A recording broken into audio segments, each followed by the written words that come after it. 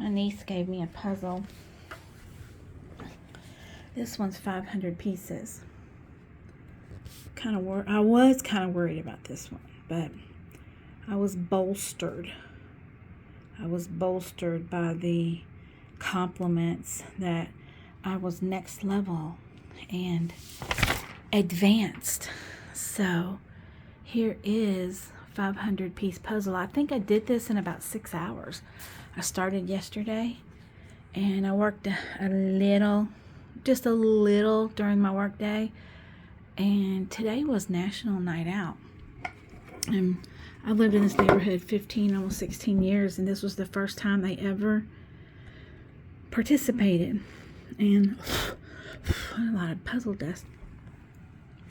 And I lost count of how many police officers showed up for the barbecue sliders.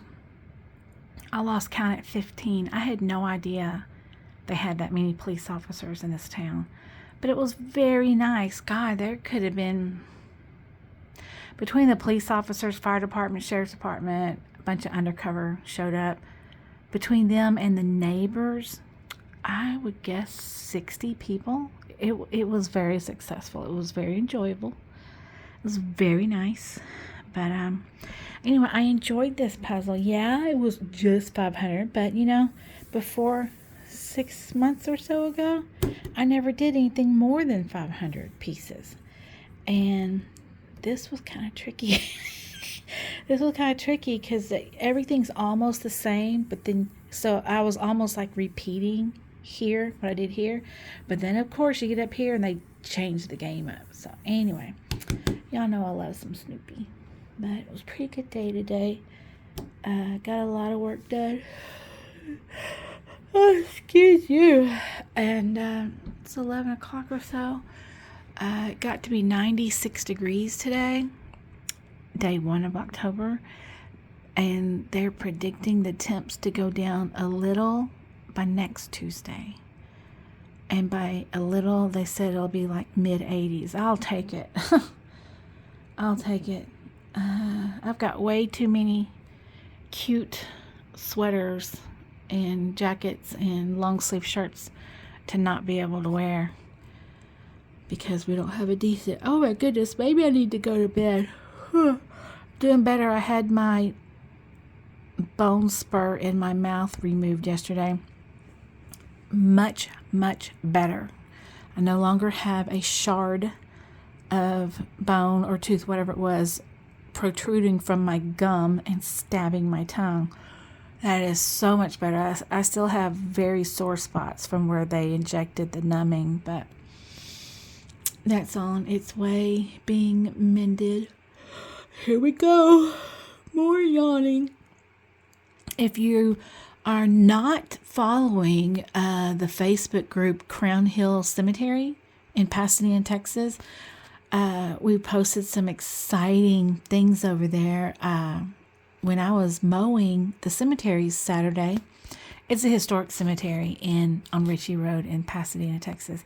When I was mowing, something caught my eye in the driveway, and that's really weird that I even paid any attention to it because the driveway is caliche, I think is what you call it, and that cemetery is 118 years old. 1906 is when it started. It's been mowed probably 3,000 times. And we just recently suffered Hurricane Beryl damage where we had a river of trash. And we had a wonderful volunteer that took a skid steer out there and scraped up trash and moved it to one spot to be picked up. So with that in mind, it was really weird that I saw something, not so much glinting, but it was just different. It caught my eye. Stopped, got off, and picked it up. And I was kind of not stunned, but I was like, this is interesting. It was one of those temporary grave markers, like metal, with the little stamp with the name and date stamped into it, that the funeral home provides free of charge. That's kind of like a placeholder until the monument is set. It was one of those, and I thought, this is cool. Let's see if I can read it, I immediately could see a date. And I'm like, I'm going to take this home and clean it up, and I'm going to be able to read the whole thing. But I thought to myself, all that trash floated in here, this could be from anything. It's possible it doesn't belong to the cemetery. It's possible I'm not going to be able to read it. It's possible it's for a grave that does have the marker. And anyway, I just thought of all the years that cemetery has been there. And the one date I could see was 1950. The very idea that it was still there 70 plus years later, after thousands of mowing, thousands of grading, and why was it there? I just, anyway, I took it home, cleaned it up, and I clearly could see it belonged to a burial, Antonia Maldonado. Her name was on there, her date of birth. It was clearly her. And interestingly enough, this particular burial, I met her great-great-granddaughter and her granddaughter when they visited the cemetery a couple months ago.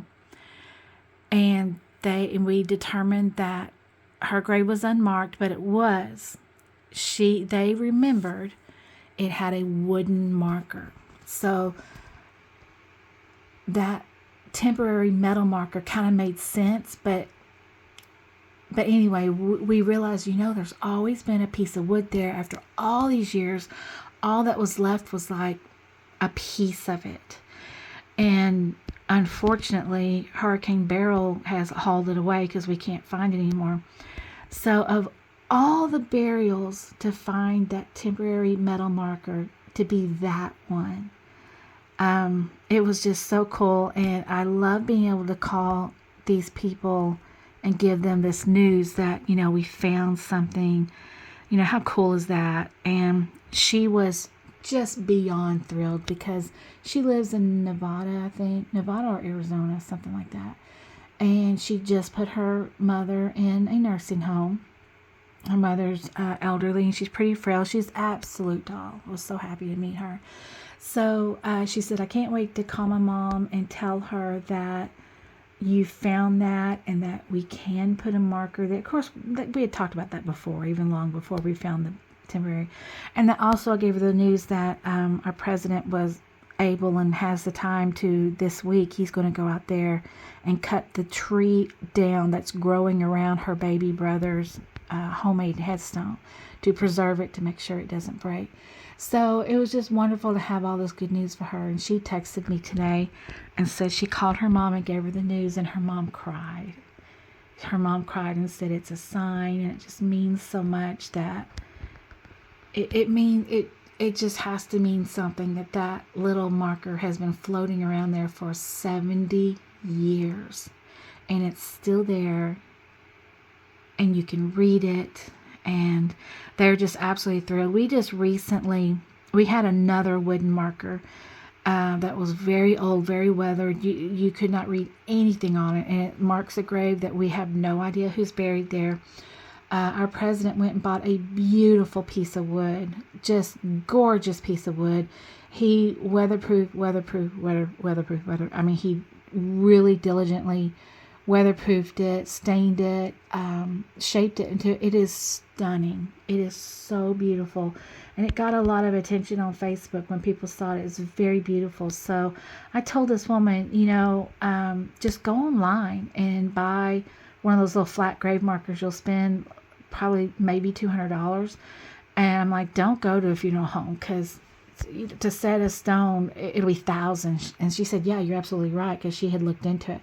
So I'm like, just keep in mind, you can have it mail ordered to us, and we will go out there and set it if you're not able to come, because she lives out of state. And I said it's an option too. We're more than happy to do another wooden marker.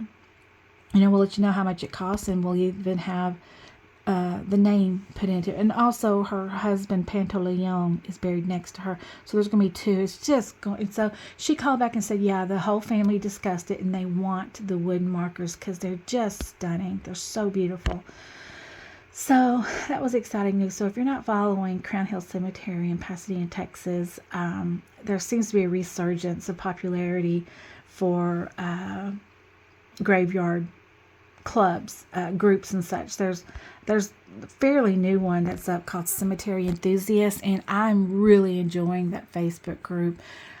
People film themselves going out to cemeteries and digging up long lost headstones, bringing them up, leveling them, setting them properly, repairing them, cleaning them.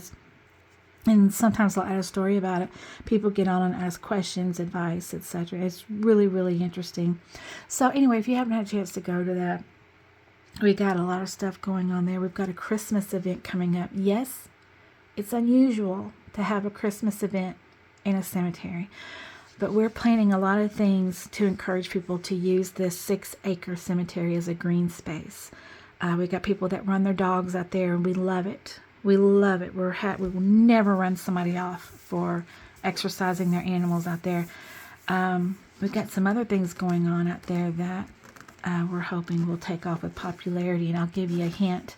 We're mimicking some events that's going on at Arlington Cemetery on early Saturdays and early Sundays. So if you know what's going on out there, then you'll know that we're going to mimic that. But anyway, I enjoy putting this puzzle together. Tomorrow's Wednesday. Just flying through the week. My bestie is going out of town for the weekend, so I need to schedule some time with some other girlfriends to make her jealous. Anywho, it's late Tuesday night. I need to go to bed. So y'all have a wonderful week.